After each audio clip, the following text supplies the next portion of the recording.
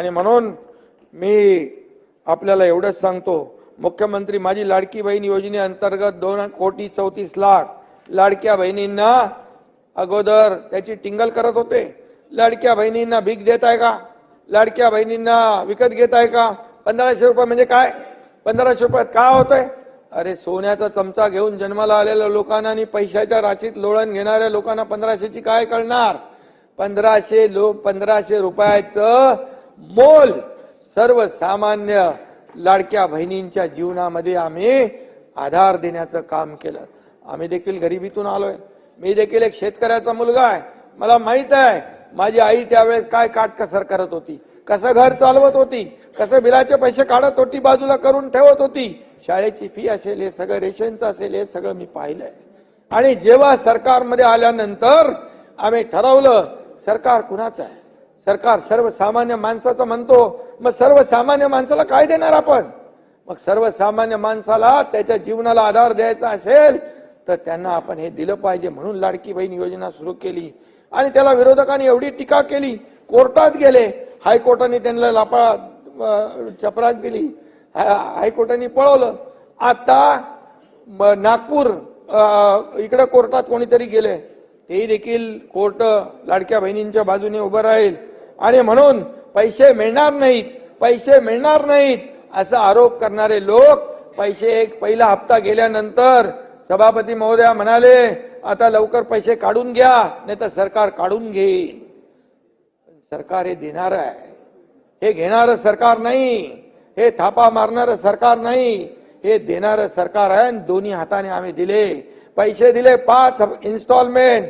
परब साहेब 5 कुठल्याही पदापेक्षा मी आपल्याला सांगतो सभापती महोदया, कुठल्याही पदापेक्षा या महाराष्ट्रातल्या करोडो लाडक्या बहिणींचा लाडका भाऊ मी झालो, हे पद माझ्यात सगळ्यात मोठं आहे।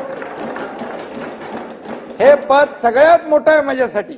आणि त्यामुळे आता उत्तरदायित्व आमचं वाढलंय, जबाबदारी वाढलेली आहे। आणि म्हणून आम्ही लाडक्या बहिणींना निवडणुकीमध्ये नोव्हेंबरमध्ये आचारसंहिता लागेल, ऑक्टोबरमध्ये लागली ना, ऑक्टोबरमध्ये आचारसंहिता लागेल। आणि पुन्हा विरोधी पक्ष, तुम्ही लोक बोलत नाही, तुमचं कोणावर वैयक्तिक घेऊ नका व्यक्तिशा, निवडणुकीच्या आचारसंहितेमध्ये ही योजना बंद करा म्हणून निवडणूक आयोगाकडे तक्रार करतील आणि त्याचा असा बबरा करतील की ही योजना बंद झाली।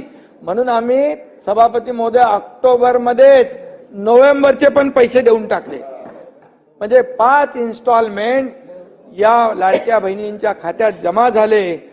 आणि आताच्या पण पुरवणी मागण्यामध्ये डिसेंबरच्या साठी 1400 कोटी रुपयाची तरतूद केलेली आहे। त्यामुळे ही योजना बंद होणार नाही।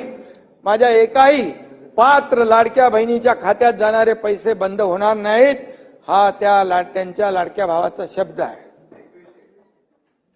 ना, शब्द आहे कसा बसायची वेळ आली ओरडून। आणि म्हणून लाडकी बहीण या ठिकाणी लाडक्या बहिणींनी देखील सावत्र भावानं बरोबर ओळखलं आणि देणारे कोण, थापा मारणारे कोण हे ओळखलं। आणि या निवडणुकीमध्ये वन साइड त्यांनी महायुतीच्या पदरामध्ये मतांचा वर्षाव केला। आणि म्हणून तुम्ही शशिकांतजी तुम्ही लाडक्या बहिणींच्या बाबतीत बोलले, लाडक्या बहिणींनी घाबरून मतं घेतली त्यांची। घाबरून मतदान कोण करत नाही, आतमध्ये जातो तेव्हा तो एकटाच असतो, त्याचाच अधिकार असतो। आम्ही लाडक्या बहिणींना प्रेमाने जिंकलेला आहे आणि प्रेमाने त्यांनी मतदान केलेलं आहे, ही वस्तुस्थिती आहे। आणि म्हणून विरोधकांना देखील खोडे घालणाऱ्यांना जोडे दाखवून मतदान आम्हाला केलं। नाव घ्या म्हणजे तिकडे नाही बोलत मी, नाव घ्या म्हणजे शांत राहतील। तुम्ही उल्लेख केला, त्याचं उत्तर दिलं की मग त्यांना बरोबर उल्लेख केला ना मी। आणि म्हणून मुख्यमंत्री अन्नपूर्णा योजना आम्ही देखील सुरू केली, त्याचाही उल्लेख आहे। 89 लाख कुटुंबांना वर्षातून 3 सिलेंडर मिळणार मोफत। कधी मिळाले होते? कोणी दिले होते? कधी कुठली योजना होती? या योजना आम्ही केल्या। मुख्यमंत्री लेक लाडकी योजना केली, 34,000 लाडक्या लेकींना त्याचा फायदा झाला। 3.5 लाखापेक्षा जास्त मुलींना मोफत व्यावसायिक शिक्षण योजनेचा लाभ घेतला।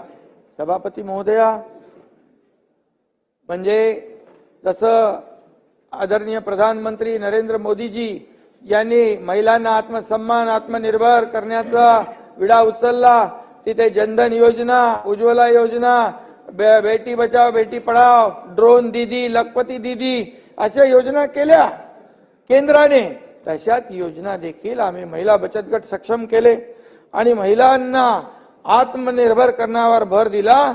आणि आमच्या महाराष्ट्रातल्या भगिनी देखील लखपती झाल्या पाहिजे हे धोरण आम्ही ठेवलं आणि म्हणून एवढा मोठा विजय आम्हाला मिळाला.